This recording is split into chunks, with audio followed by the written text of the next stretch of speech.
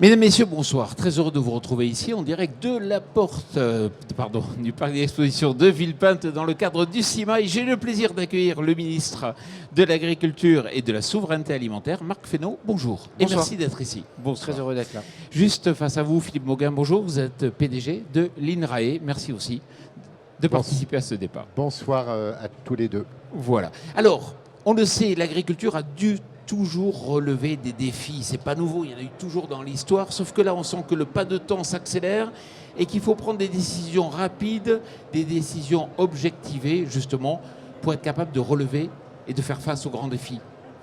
On voit bien les défis qui sont devant nous, enfin on voit bien. On voit l'immensité des défis qui sont devant nous, je pense aux défis qui sont ceux des conséquences du dérèglement climatique, du fait de lutter contre le dérèglement climatique, des nouvelles attentes, pas seulement sociétales, des nouvelles nécessités en termes environnementaux qui nécessitent effectivement de le faire à grands pas et à grande vitesse. Et c'est très compliqué parce que c'est évidemment un mouvement qui est très compliqué, mais là on voit bien, et c'est l'objet aussi de notre discussion, qu'il y a un certain nombre d'outils, grâce à la recherche que produit en partie l'INRAE pour une part sur ces sujets-là, qui permettent, soit par le changement de pratique, soit par la réflexion sur comment est-ce qu'on est agriculteur dans un monde de dérèglement climatique, soit par la robotique, le numérique, enfin tout ce qu'on va voir pendant plusieurs jours ici à Villepinte, comment on peut par ces outils-là essayer de trouver la multitude de solutions. Il n'y a pas une solution en fait, c'est la multitude des solutions qui permettra aux agriculteurs de trouver une voie, ou des voies d'ailleurs.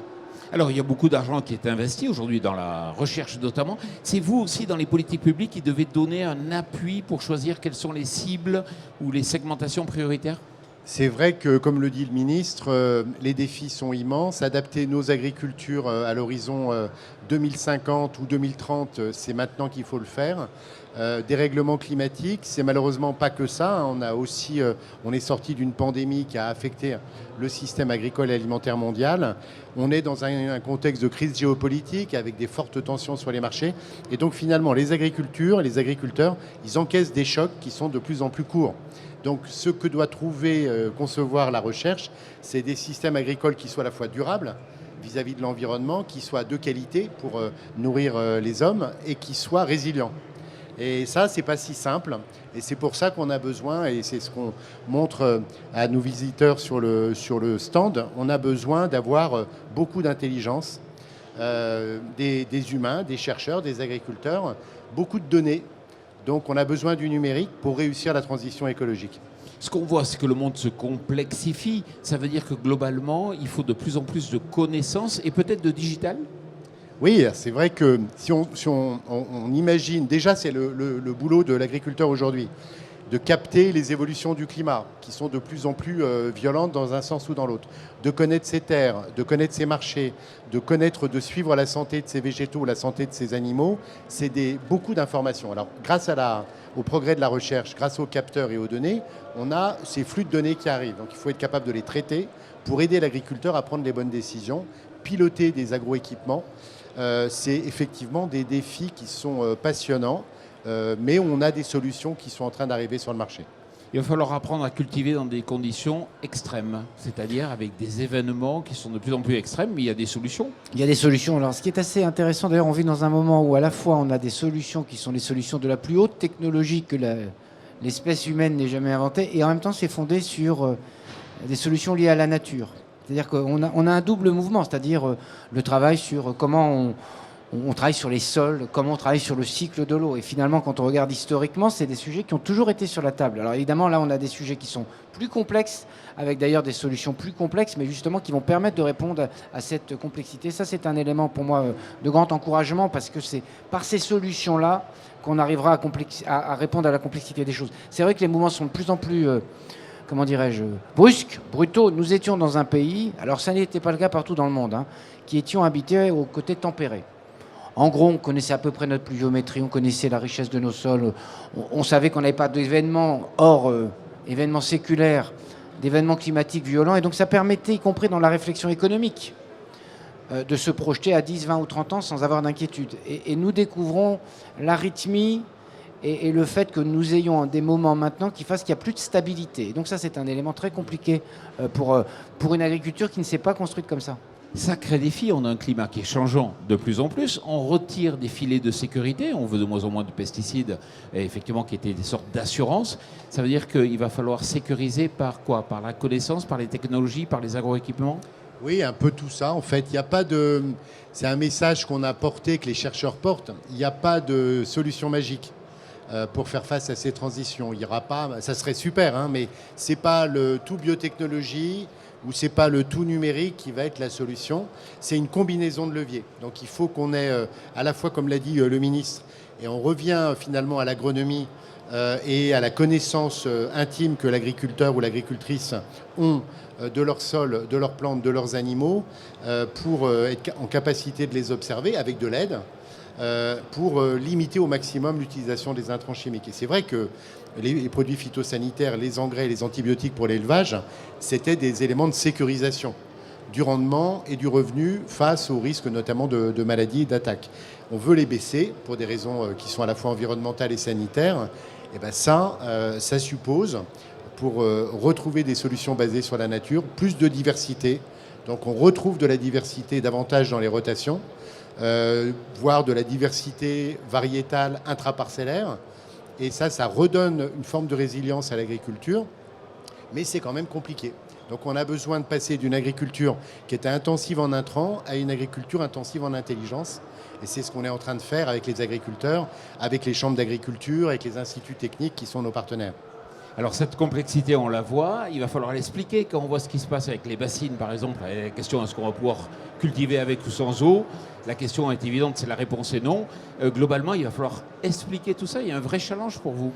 Alors il y a un double challenge d'ailleurs. Il y a un challenge dans l'opinion, et je m'emploie comme beaucoup d'autres à essayer d'expliquer ce qui sont les enjeux autour de l'eau sans rentrer dans les caricatures que parfois on peut voir. On a un sujet de cycle de l'eau, on a un sujet de faire l'usage le plus parcimonieux possible de l'eau, mais on a un autre sujet, c'est qu'on a besoin d'eau. Et qu'il y a des régions qui n'avaient pas forcément besoin d'eau, qui désormais vont avoir besoin d'eau pour pouvoir simplement produire ce qu'elles produisent depuis des dizaines d'années, voire des siècles. Et donc il faut qu'on travaille là-dessus. Donc il faut qu'on montre la complexité des problèmes et des solutions qu'il faut mettre en œuvre. Et puis il y a un deuxième sujet, ça rejoint ce que dit à l'instant Philippe Mauguin, c'est on a besoin, avec des solutions qui sont hyper technologiques, hyper de pointe, d'embarquer tout le monde. C'est-à-dire qu'on a la recherche, les grands instituts, notre grand institut de recherche qui est l'INRAE, les autres instituts techniques, les chambres d'agriculture, c'est comment on massifie. Ça a été la force de la mécanisation post-guerre de 40 et de l'utilisation des produits phytosanitaires. C'est la force de l'agriculture française que d'avoir su massifier à une vitesse record. Quand on regarde en 10-15 ans, il faut qu'on arrive à massifier ces technologies-là. Donc, explication au grand public de ce que sont les enjeux et la complexité des choses. Et puis, accompagnement des agriculteurs dans la massification. Moi, ce qui m'inquiète toujours, c'est celui qui est le plus loin de ces objets-là et qui est encore à 10 ou 20 ans de sa retraite et qui pourrait avoir du mal à s'en saisir. Parce que c'est celui-là qui doit être la cible ultime, si je peux dire au bon sens du terme. Il va falloir beaucoup d'agilité dans la recherche et puis aussi une vision globale. On le voit, vous avez fait le choix d'aller de l'agriculture, l'environnement, l'alimentation et aujourd'hui même la santé. Oui. Vous êtes amené à proposer des choses en lien avec les maladies, par exemple. Oui, c'est vrai que la force, je pense, INRAE, qui est issue de la fusion de l'INRA et d'IRSTEA, alors on voit sur le stand combien ce qu'a développé IRSTEA en termes de capteurs d'équipement complète bien les recherches en agronomie qui étaient faites par l'INRA. Donc ça nous donne un spectre qui est fort, qui couvre l'interaction agriculture-environnement, mais pas que. On a aussi, on le voit moins ici, mais on l'a pu le montrer quand c'était le Salon international de l'alimentation, des compétences sur l'alimentation. Et c'est très important parce qu'on conçoit des systèmes agricoles de demain qui sont de fait des systèmes alimentaires, qui doivent être bons pour la planète, mais aussi évidemment bons pour la santé des hommes et des femmes. Et cette compétence qu'on a au sein d'INRAE en termes de food tech, d'agtech, de green tech, comme on dit aujourd'hui en bon français, elle est quasiment unique au monde. Et quand on se compare à nos collègues, on est peut-être encore derrière nos collègues américains, si on prend juste les sciences agricoles, les 2e ou 3e au niveau mondial. Sur le food, on est peut-être 4e ou 5e.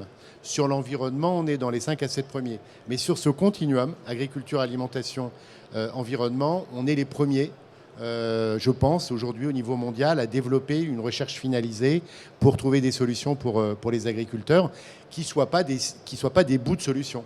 On ne peut pas avoir une solution pour l'agriculture qui ne soit pas une solution pour l'agroalimentaire, qui ne soit pas une solution pour l'environnement. Et j'ai vu que vous évoluez aussi dans la façon de mêler les compétences pour répondre justement à ces défis.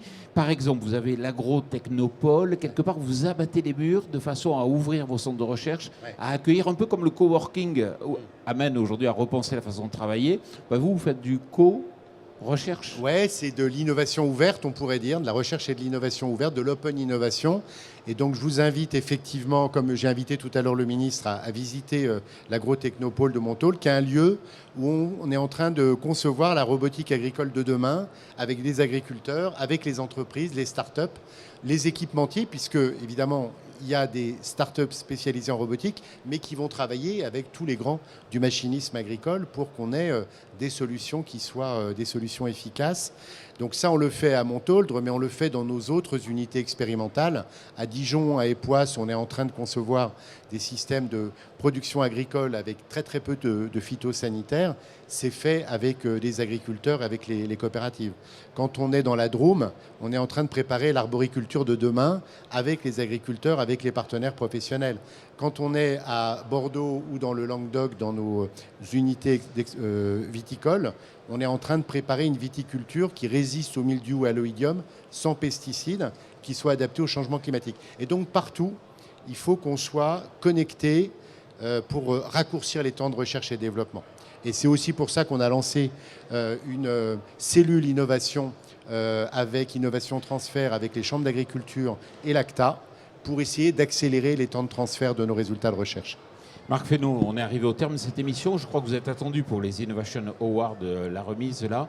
Qu'est-ce qu'il faut faire pour aller encore plus vite dans le fait de faire émerger de start-up, par exemple, ou d'entreprises déjà plus développées, de l'innovation dans les agroéquipements? En amont, faire ce qu'on essaie de faire dans France 2030 en particulier, mais ce qu'on a fait avant, c'est d'accompagner puissamment la recherche.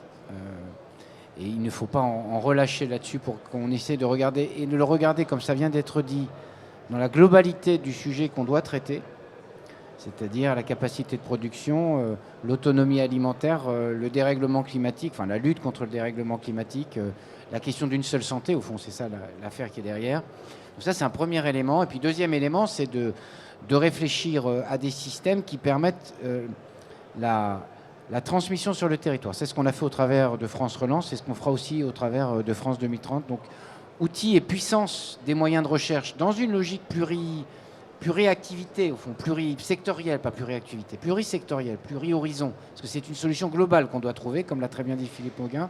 Et puis deuxièmement, tous les moyens qu'on doit mettre, on a mis 1,5 milliard à peu près dans France Relance pour aider aux équipements, qui sur les techniques d'irrigation beaucoup plus économes en eau, qui sur des agroéquipements qui permettent d'utiliser ce qu'on a aujourd'hui sous nos yeux ici au CIMA. Donc c'est par ces moyens-là qu'on accélérera les choses. Et puis il faut intégrer l'ensemble des filières, les coopératives le font, pour qu'elles aussi accompagnent ce mouvement et qu'on aille tous au fond dans la même direction. Marc Fesneau, Philippe Mauguin, merci beaucoup. Merci à vous. Et puis merci à vous. Merci.